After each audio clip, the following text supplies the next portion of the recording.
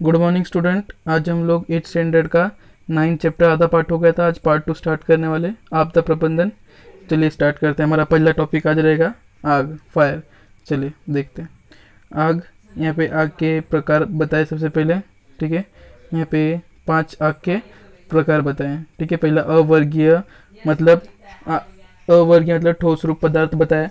सामान्यतः ज्वालाग्राही पदार्थ से लगने वाली आग जैसे कि लकड़ी, कपास, कोयला, कागज इत्यादि, ये ठंडा करके आग बुझाई जाती है, ठीक है। ठोस रूप पदार्थ मतलब सामान्यतः ज्वालाग्राही मतलब जो फटक से आग लग जाएगा, लेकिन पानी डालने के बाद मतलब उसको ठंडा करके तुरंत बुझाया जा सकता है। तो उसमें एग्जाम्पल में लिया जैसे कि लकड़ी, कपास, कोयला, कागज इत्यादि, ये सब मतलब तुरंत आग लग जाएंगे इसके ऊपर और फिर बाद में वापस तुरंत ठंडा करने पे ये बुझ भी जा सकती है, ठीक है। तो उसको ठोस रूप पदार्थ कहते हैं।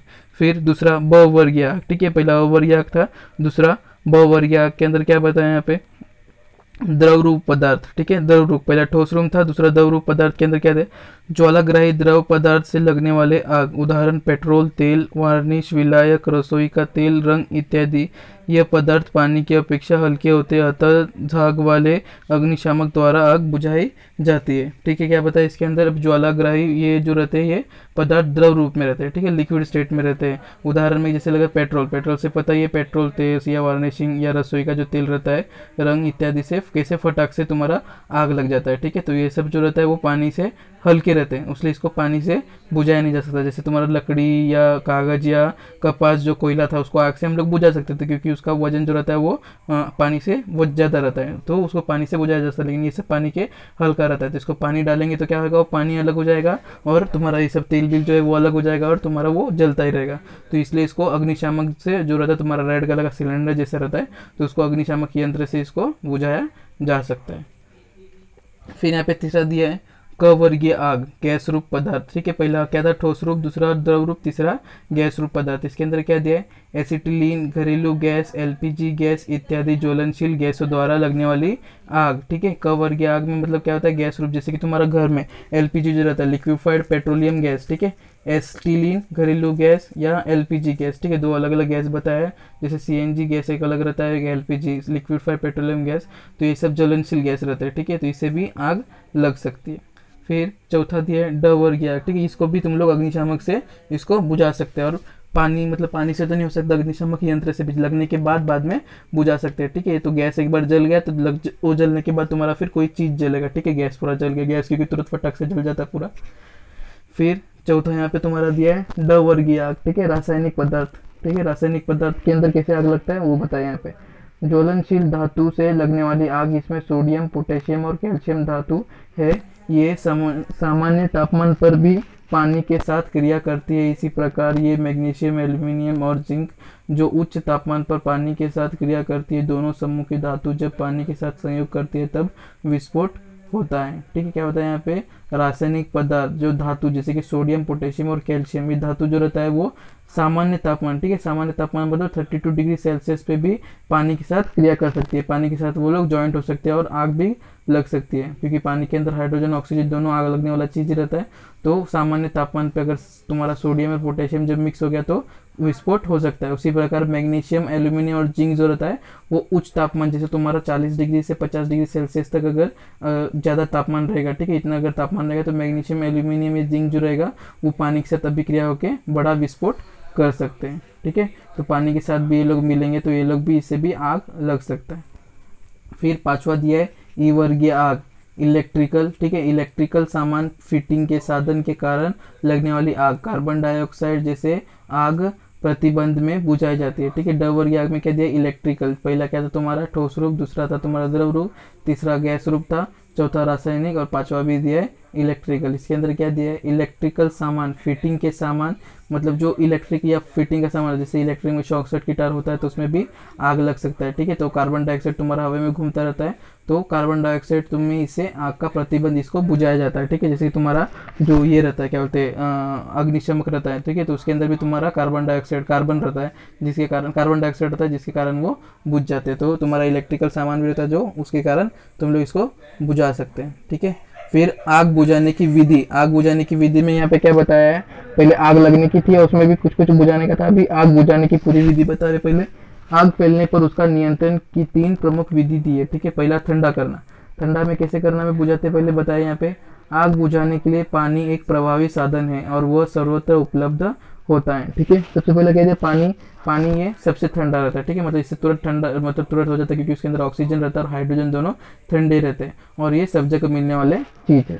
आग पर अथवा आग के आजू बाजू में पानी डालने पर ठंडक का निर्माण होता है और आग पर नियंत्रण करना सरल हो जाता है। ठीक है, जैसे कि अगर तुम्हारा ये ठोस रूप पदार्थ रहेगा या तुम्हारा द्रव रूप पदार्थ रहेगा, ठीक है, द्रव रूप में तो नहीं, ठोस रूप पदार्थ रहेगा, तब तुम लोग का ये काम हो सकता है। ठीक है, ठंडा करने का तुम्हारा जो आग बुझाने का विधि है वो इस्तेमाल हो सकता है, लेकिन बाकी में जल्दी में ये इस्तेमाल नहीं हो सकता। ठीक है, उसका उल्टा परिणाम होगा।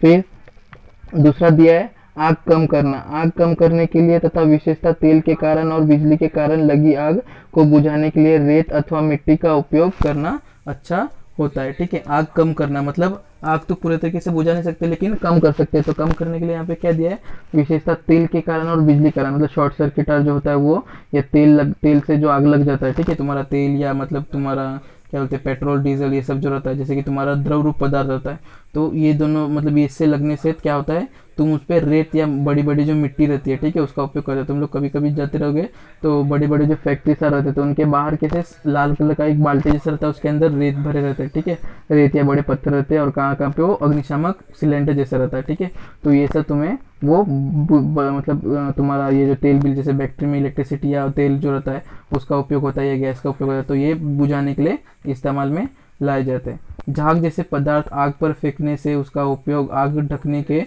जैसे होता है। यह आग बुझाने की विधि के कारण लगी आग के लिए बहु उपयोगी होता है। ठीक है, दूसरा कहते हैं झाग, जैसे तुम्हारा सिलेंडर वो क्या रहता है, उसके अंदर वो व्हाइट कलर का झाग वो फेंकता है, जिसके कारण आग ढक जाता है। ठीक है, आग बाहर नहीं निकलता है, ऑक्सीजन से मिलता नहीं और आग बढ़ता नहीं है। ठीक है, वो उतना पे उतना ही ढक जाता है। तो ये भी आग बुझाने की विधि है। ठीक है, तेल बिल में जो आग लगेगा तो उसके लिए।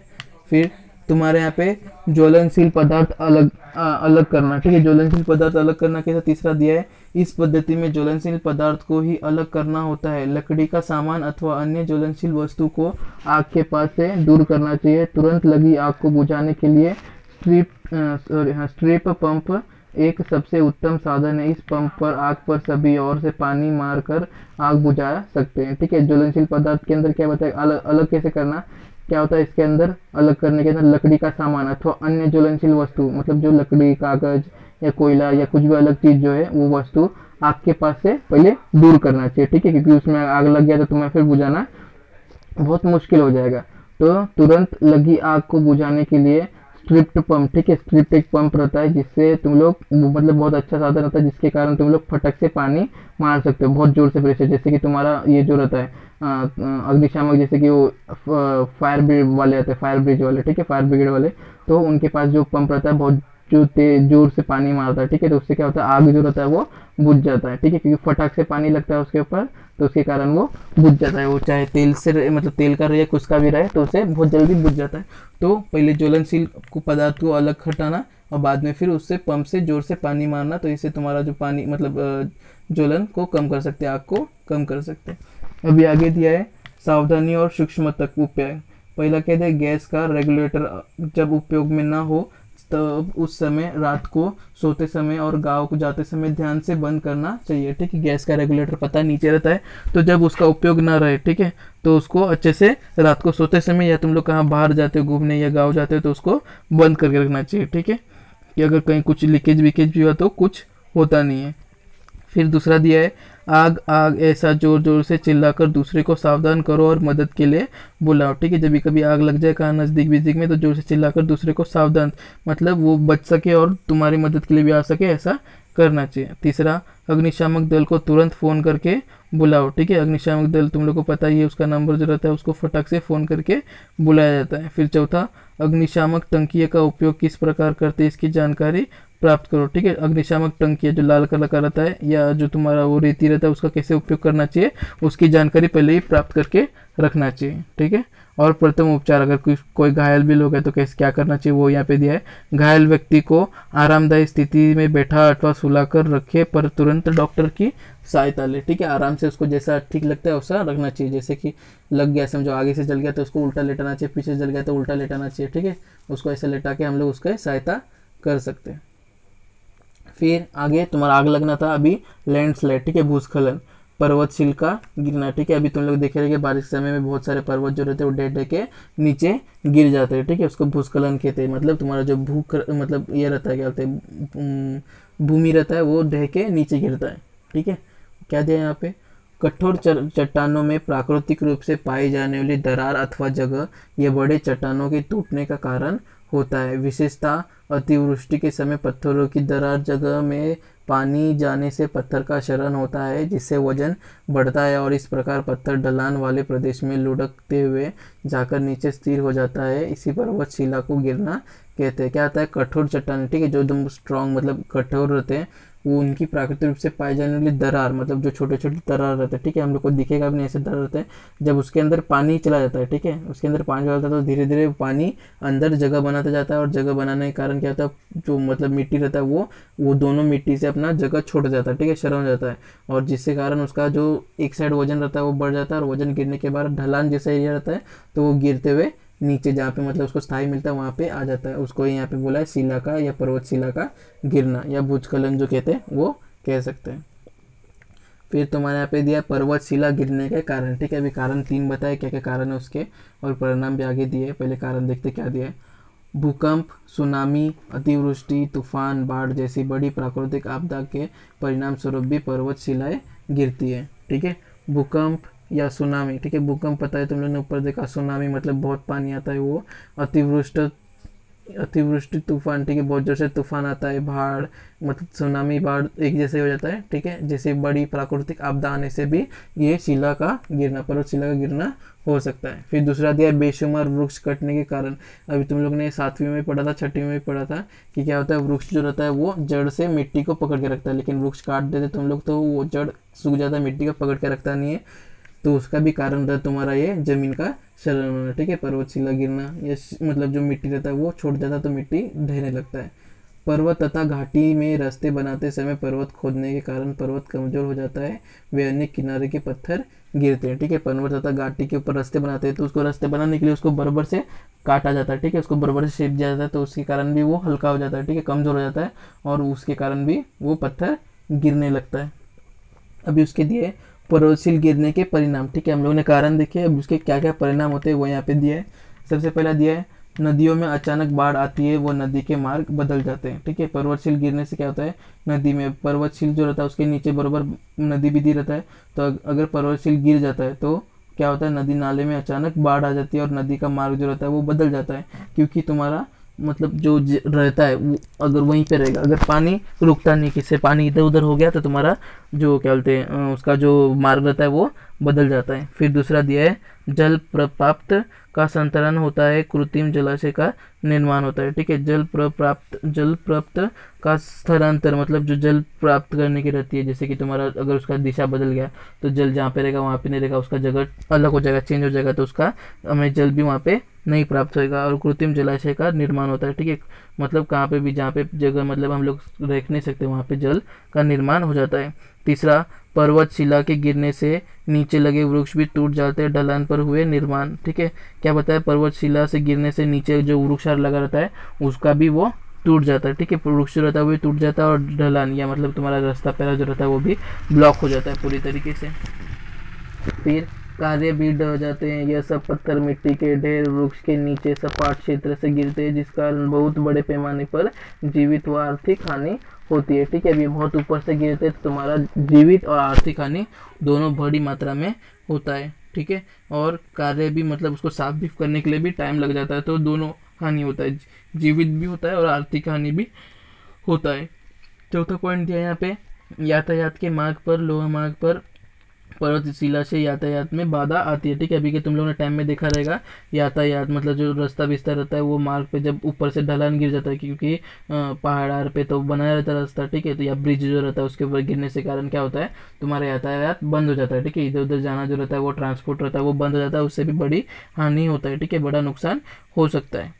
फिर आगे दिया है, भूस्खलन होने पर उस पर लगी वनस्पति का जीवन नष्ट होता है, ठीक है। भूस्खलन होने पर उस पर लगी वनस्पति मतलब जो रहता है मतलब जो जैसे कि पेड़ पौधे जो गिरते हैं, ठीक है, जहाँ पे मतलब वो भूस्खलन होता है उसमें अगर एक दो भी पेड़ लगे रहेंगे तो उसका भी नष्ट वहाँ पे होना संभव है।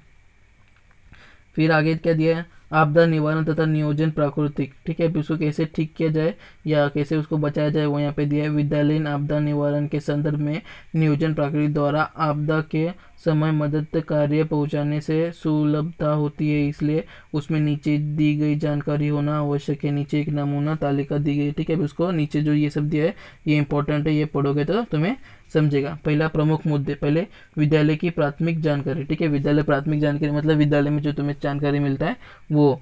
पहला क्या दिया, विद्यालय का पूरा नाम, वो पता, मुख्याध्यापक का पूरा नाम, निवास का पता, संपर्क नंबर, विद्यालय संस्थापक और व्यवस्थापक का नाम और संपर्क नंबर, कुल कर्मचारी, ठीक है, ईमेल का कुल कर्मचारी संकलित करने की आवश्यकता बात है, ठीक है। अभी विद्यालय की प्राथमिक जानकारी, जैसे विद्यालय की प्राथमिक जानकारी का क्या करना चाहिए, विद्यालय का पूरा नाम पता रहना चाहिए, उसका मुख्याध्यापक प्रिंसिपल का पूरा नाम पता रहना चाहिए, निवास का पता, ठीक है, कहाँ पे रहता है वो, संपर्क नंबर, ठीक है, उनका फ़ोन नंबर, विद्यालय संस्थापक का, व्यवस्थापक का नाम, ठीक है, विद्यालय संस्थापक जैसे जिसने बनाया रहता है वो, और उनका नाम और उनका संपर्क नंबर, ठीक है, ये सब पूरा पता रहना चाहिए। फिर विद्यालय आपदा प्रबंध समिति, ठीक है, अभी क्या दिया है, अग्निशामक, जागृति, सूचना, यातायात व्यवस्थापन, सुरक्षा, प्रसाधन समिति, उससे अपिमित प्रत्येक 2-3 सदस्य। अब विद्यालय के अंदर आपदा प्रबंधक समिति बनानी चाहिए, तो उसके अंदर क्या क्या रहना चाहिए, अग्निशामक रहना चाहिए, जागृति मतलब किसको मतलब जागृति करते वो रहना चाहिए,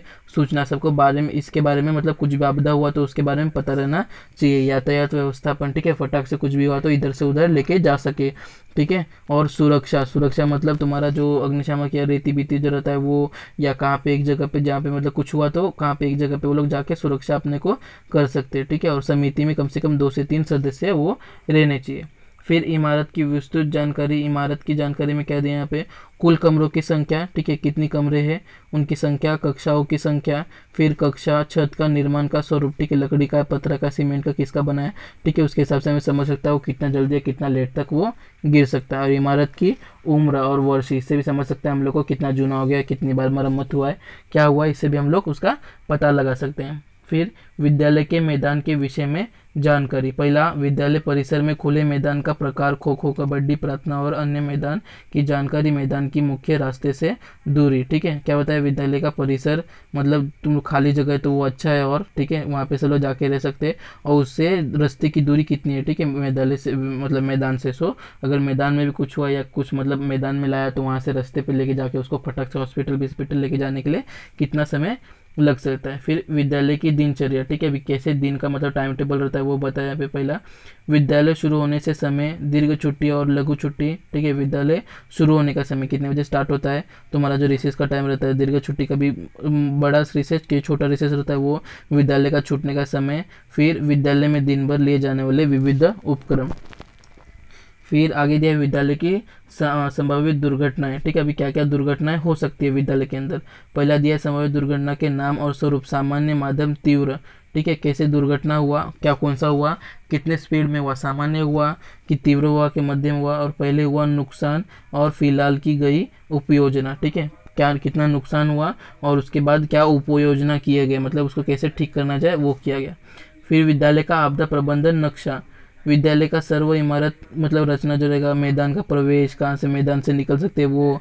फिर विद्यालय की संभावना, दुर्घटना की जगह, कहाँ पे सबसे ज़्यादा हानि हो सकता है, ठीक है, उसका नक्शे में मतलब वो उसको स्थिर करने का मतलब पॉइंट आउट करने का। आपदा का समय, सुरक्षित जगह, कहाँ पे सबसे कम रहेगा मतलब सुरक्षित जा सकते हैं, नज़दीक रास्ता से कहाँ से मतलब भाग सकते बाहर, ये सब बातें का बताना आवश्यक है। इसके नक्शे के बारे में विद्यालय के सभी विद्यालयों की जानकारी देकर उसे विद्यालय प्रवेश द्वार के पास लगाया जाता है, ठीक है, कहाँ कहाँ पे जो रहता है, कौन कौन विद्यालय में वहाँ पे, या मतलब ऐसे दूसरे भी अगर विद्यालय देखोगे तो तुम्हारा वहाँ पे पूरा स्टार्टिंग में बोर्ड या मतलब तो ऑफिस और जो रहता है वहाँ पे नक्शा लगाया रहता है स्कूल का, ठीक है, यहाँ पे मतलब बिल्डिंग है, ये ऑफिस है, यहाँ से इधर से निकल सकते बाहर, ठीक है, रास्ता है तुम्हारा, यहाँ पे गार्डन है, प्लेग्राउंड है, ऐसा बनाया रहता है। फिर विद्यालय की तैयारी, ठीक है, मॉक ड्रिल कैसे बताया, विद्यालय की संभावित दुर्घटना और आपदा के अनुसार विशिष्ट कालावधि में हर महीने तैयारी की जाना चाहिए, ठीक है, कैसे उससे बचा जाए उसके अनुसार तुम्हारा हर महीने उसकी मतलब उसका क्या बोलते हैं तैयारी करना चाहिए। फिर इस समय उपस्थित विद्यालय संख्या, दिनांक, समय और कमी तथा उसकी जानकारी नोट करनी चाहिए, ठीक है, क्या क्या किया, फिर अगले क्या किसमें क्या कमी है तो अगले बार क्या उसको अच्छे से किया जाए, सब नोट करना चाहिए। फिर यहाँ पे कार्य संस्थान के राष्ट्रीय भूकंप विज्ञान केंद्र, national centre of seismology, NCS, ठीक है, NCS केंद्र शासन के भी भू विज्ञान मंत्रालय के अंतर्गत भूकंप के और विविध आपदा के संदर्भ में अनुसंधान का कार्य करती है, ठीक है। नेशनल सेंटर ऑफ सिस्मोलॉजी ये इसके अंदर काम करती है, भूकंप या दूसरे जो आपदा रहती है, ठीक है, वो उसके लिए कार्य करती है। फिर आगे दिया है भूस्खलन के संभावित परिणाम की सुनियोजित अंदाज लेने के लिए भारत सरकार ने ईडीएम माउंटेनिंग इंस्टीट्यूट व international centre for integrate mountain development in संस्था द्वारा अनुसंधान कार्य शुरू किया है, ठीक है, दो संस्था बताया। और फिर बाद में भूस्खलन इंस्टीट्यूट ऑफ जियोलॉजी व वर्ल्ड जियोलॉजिकल कोरम इस संस्था की मदद ली जाती है, ठीक है। तो यहाँ पे हमारा ये लेसन खत्म होते हुए ओके, तो आज का वीडियो यहीं पे स्टॉप करते हैं। Okay student, bye.